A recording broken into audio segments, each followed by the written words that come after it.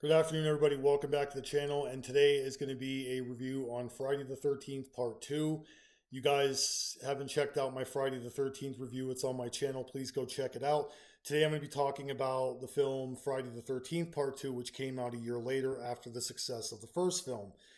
This film takes place shortly after the events of the first film. Alice is basically living on her own and she's secluded and she's really getting over her trauma from the events of the previous film and her encounter with Mrs. Voorhees.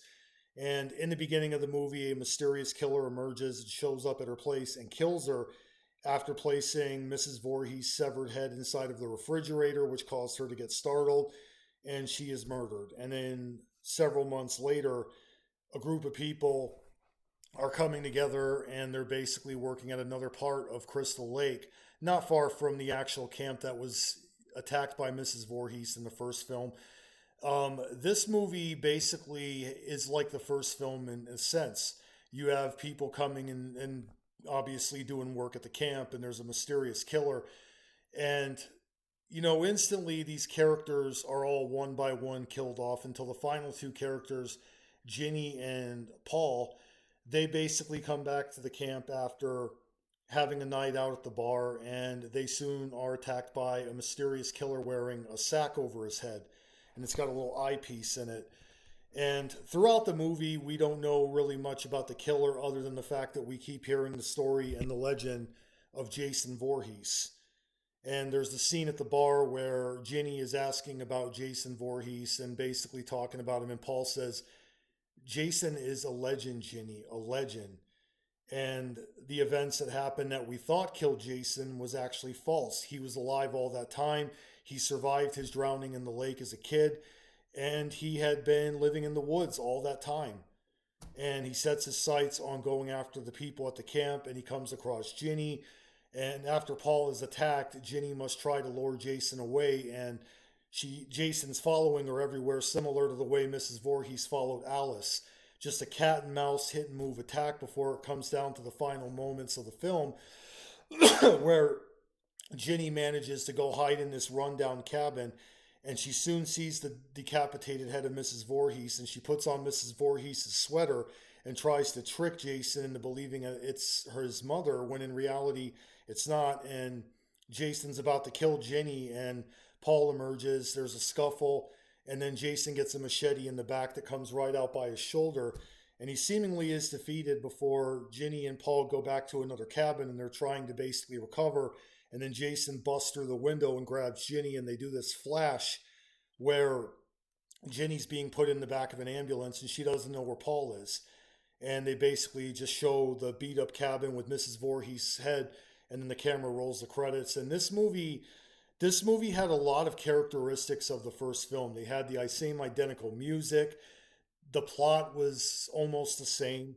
I mean, these characters were really not special, although there were some moments where the characters were actually entertaining. I mean, you have the guy in the wheelchair who obviously wanted to just be accepted, and he gets murdered brutally by Jason Voorhees, where Jason comes up behind and hits the machete right in the forehead, and the guy just goes flying backwards in a wheelchair and goes down the hill, and it's just such a gruesome kill.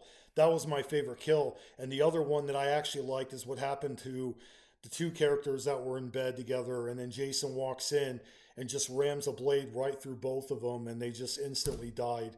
Such a gruesome kill. And Jason in this is actually played by two stuntmen, Steve Daskowitz and Warrington Gillette. And apparently, one of the stuntmen had gotten injured during a stunt, had to go to the hospital and have, I think, his finger sewed back on or stitched back on, and then he had to come back and finish doing the stunts. Jason in this movie is not a zombie yet. He just lurks around the woods. He's got a bag over his head with an eyepiece. He's somebody that has been living in Camp Crystal Lake all that time, and he's similar to his own mother. He wants to get revenge for the stuff that happened to him and his mother, and she soon realizes, that being Ginny, that it's Jason that was coming after her. And this film leaves on a cliffhanger like the first film. We don't know what happened to Paul, so we assume naturally Jason had killed him, despite it's debated whether or not that he was even there helping Ginny to begin with and that she didn't imagine the whole thing. But this movie was a good sequel. It thrusted Jason Voorhees at us as the killer for the very first time. And this movie was suspenseful. It had great kills, several good moments. The characters were just like the first movie. It was kind of blend. I really felt like the characters were just nothing special.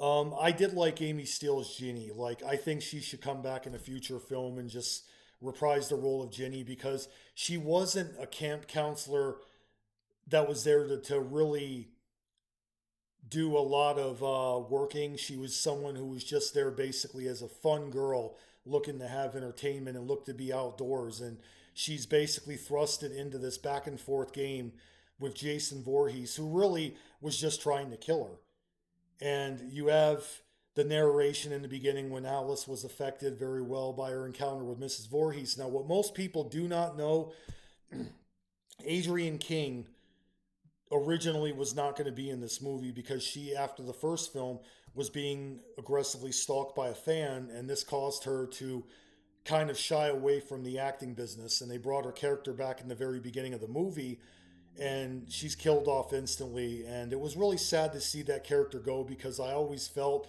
that she should have had a longer run in the films. Even though I like Ginny Field, Alice was really the person that was the original heroine who survived Mrs. Voorhees, and she should have had a bit of a longer run. You know, that's just what I would have had. And the guy who directed this movie was Steve Miner, and he was somebody I think that worked on the first film. He wasn't director, but he worked on some part of it. But he did a great job with his vision of this movie. Like, they didn't do a lot of unnecessary changes. They just kept it strictly on the same formula. And this movie really shows that a sequel can be good, if not better. Even though people have said this movie surpasses the first film, I think it ties the first film, and they both fit perfectly together. Like, they just blend so perfectly together. And I think this movie for a sequel was great. I think it marked the very beginning of Jason Voorhees. They did it well. And this is going to get 4 out of 5 stars. Friday the 13th Part 2 from 1981. Tell me what you think in the comment section, guys. Thanks again for watching, and I'm out of here.